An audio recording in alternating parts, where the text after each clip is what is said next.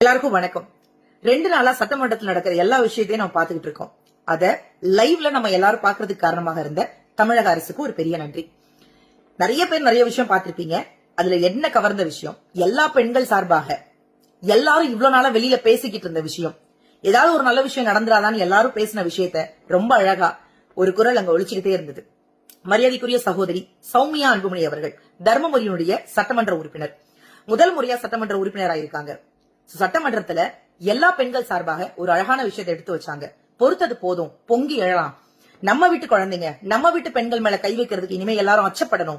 அப்படி வச்சாங்கன்னா 6 மாசம் 1 வருஷம் உள்ள வச்சு அதுக்கப்புறம் தண்டனை கொடுக்காம அரபு நாடுகள்ல கொடுக்கற மாதிரி தண்டனை கொடுக்கணும்னு அந்த குரல் ஓங்கி ஒழிச்சது எல்லா பெண்கள் சார்பாக அவங்களுக்கு நன்றி சொல்ல கடமைப்பட்டிருக்கோம். அடுத்த விஷயம், ஆண்டாண்டு காலமா பேசுற விஷயங்க. பல கோடி ரூபாய் கடன் வாங்கின எத்தனையோ பேர் தைரியமா சுத்திக்கிட்டு இருக்கும் போது வெறும் 1000லையும் 50,000லையும் 1,00,000லையும் கடன் வாங்கின விவசாயிகள் ரோஷத்திலையும் மானத்திலையும் கேட்கிற கேள்வி தாங்காம இன்றைக்கும் தற்கொலை பண்ணிக்கிட்டு இருக்காங்களே, அந்த விவசாயிகள் நிலை என்ன? அந்த விவசாயிகளை நாம கவனிக்கணும்னு அந்த சட்டசபையில ரொம்ப அழகா ஒழிச்சது இன்னும் கூடுதல் சந்தோஷமா இருந்ததுங்க. பெண்களுக்கும் விவசாயிகளுக்கும் இன்னும் கூடுதல் உங்கள் குரல் ஒலிக்கணுங்கிறது என்னுடைய தாழ்மையான வேண்டுகோள்.